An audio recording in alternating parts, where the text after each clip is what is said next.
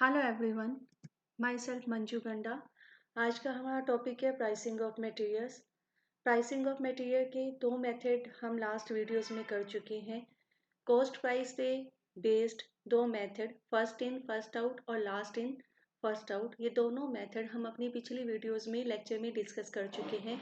आज का हमारा टॉपिक है pricing of materials on the basis of average price. औसत मूल्य के आधार पे मटेरियल की जो इशू है उसकी प्राइसिंग के कौन कौन से मेथड हैं। इसमें हमारे पास दो मेथड हैं।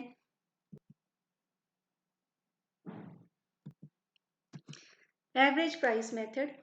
एवरेज प्राइस मेथड इस एजम्पशन के ऊपर बेस्ड है कि जितना भी मटेरियल स्टोर रूम में आता है वो मिक्स हो जाता है। मिक्स हो जाता है मतलब जो भी सामान हम खरीदते हैं, बार बार हम सामान परचेज करते रहते हैं, यानी हमें रॉ मटेरियल की ज़रूरत पड़ती रहती है।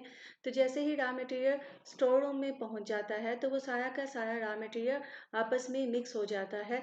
तो जब भी हमें प्रोडक्शन के लिए रॉ मटेरियल इशू करना होता है तो ये रॉ मटेरियल किसी एक पर्टिकुलर लॉट में से या किसी एक पर्टिकुलर परचेज में से नहीं इशू होता, यानी मिक्स पड़ा है मटेरियल उसमें से ही उठा के हम प्रोडक्शन के लिए इशू कर देंगे।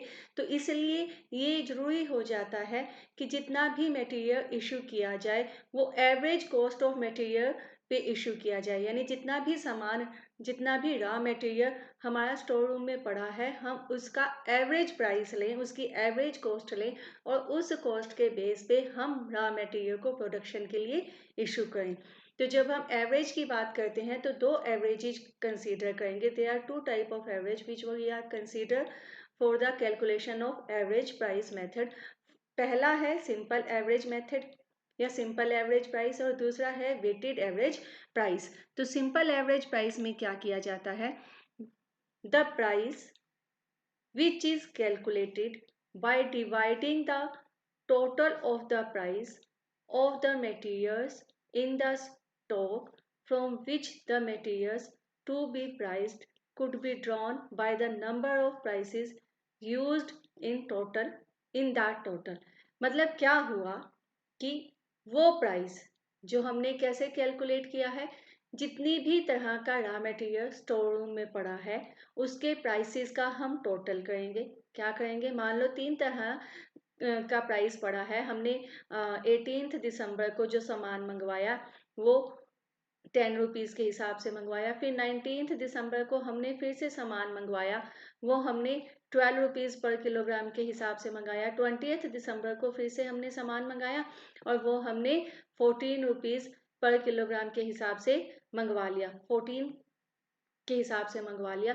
तो एवरेज कैसे आएगी, हम क्या करेंगे, जितने भी प्राइसेस हैं 10 प्लस 12 प्लस 14 इसको डिवाइड कर देंगे टोटल नंबर ऑफ मटेरियल से, टोटल नंबर ऑफ प्राइसेस से। टोटल नंबर ऑफ प्राइसेस कितने हैं, 3 है, इससे डिवाइड कर देंगे तो जो हमारे पास आंसर आएगा वो आंसर आपका सिंपल एवरेज प्राइस होगा।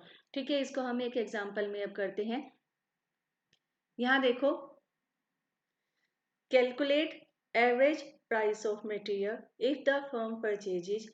हमने एवरेज प्राइस कैलकुलेट करना है, औसत मूल्य निकालना है मटेरियल का यदि फर्म ने परचेज किए हैं 1000 units at the rate of 10, यानी 1000 यूनिट उसने 10 रुपए के हिसाब से खरीदे, 2000 यूनिट्स 11 रुपीज़ के हिसाब से परचेज किए गए और 3000 units at the rate of 12।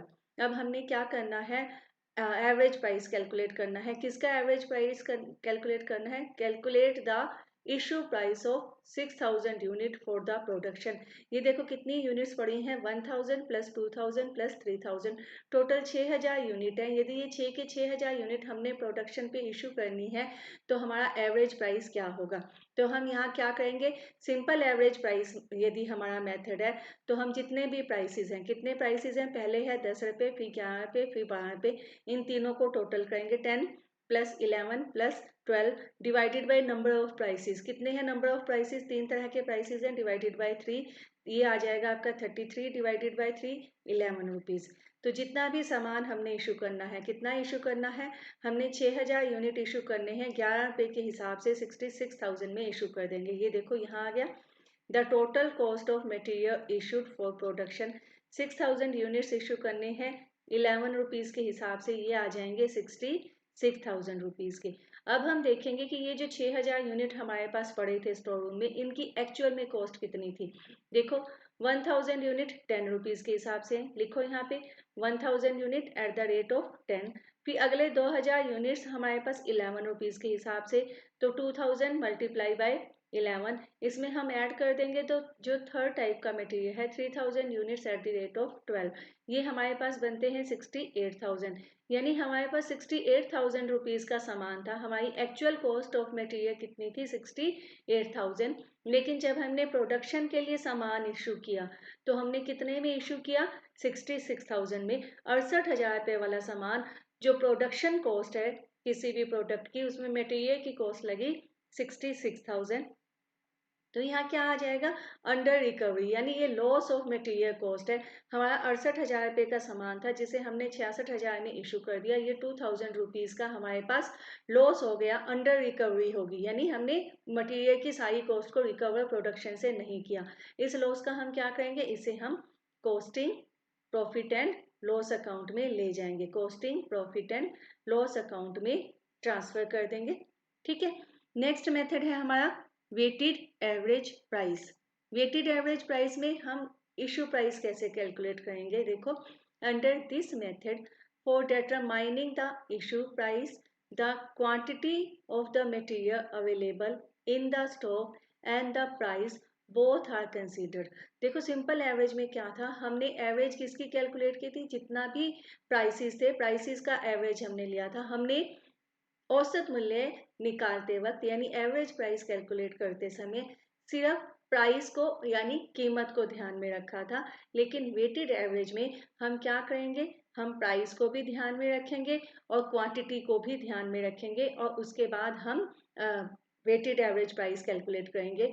अब हम पहले वाला ही एग्जाम्पल लेते हैं, पहले वाला एग्जाम्पल यानी इसी एग्जाम्पल को यदि हम कंटिन्यू करें तो हमारे वेटेड एवरेज कैसे कैलकुलेट होगी। यदि हमने वेटेड एवरेज निकालनी है, यहाँ लिखेंगे हम वेटेड एवरेज। कैसे कैलकुलेट करोगे, यहाँ पे हम पहले हमारे पास रॉ मटेरियल कितना पड़ा है, कौन कितना आया था, ये देखो 1000 यूनिट्स मल्टीप्लाई बाय 10, इसमें ऐड हम करेंगे 2000 यूनिट्स मल्टीप्लाई बाय 11, ठीक है, और इसमें ऐड होगा आपका 3000 यूनिट्स मल्टीप्लाई बाय 12। इसको हम डिवाइड करेंगे total of quantity. Total of quantity कितनी है, कितनी मात्रा में सामान है हमारे पास 1000 units plus 2000 units plus 3000 units, ये हमारे पास आ जाएगा 68,000 डिवाइडेड बाय 6000। आंसर आएगा हमारे पास 11 रुपीज़ 33 पैसा पर यूनिट। तो हमने कैसे मटेरियल इशू किया, हमने एक यूनिट 11 रुपये 33 पैसे के हिसाब से इशू की। ये वेटेड एवरेज प्राइस आपका मेथड था। ठीक है, आगे हम करते हैं वेटेड एवरेज प्राइस मेथड का मेन बेनिफिट क्या है। Weighted average price recovers cost of material from the production process. इसमें जितनी भी कॉस्ट है हमारी वो सारी की सारी कॉस्ट रिकवर हो जाएगी प्रोडक्शन से। और कब यूज होगा वेटेड एवरेज प्राइस, जब हैवी फ्लैक्चुएशंस हो। हैवी फ्लैक्चुएशंस यानी कीमतों में भारी उतार चढ़ाव हो रहा हो, तो उस समय में हम वेटेड एवरेज प्राइस मेथड का इस्तेमाल करेंगे। इससे हमें बेटर रिजल्ट मिलेंगे बजाय किसी और मेथड के। ठीक है, तो नेक्स्ट लेक्चर में हम करेंगे practical problem simple average price method की और वेटेड एवरेज प्राइस मेथड की। Thank you.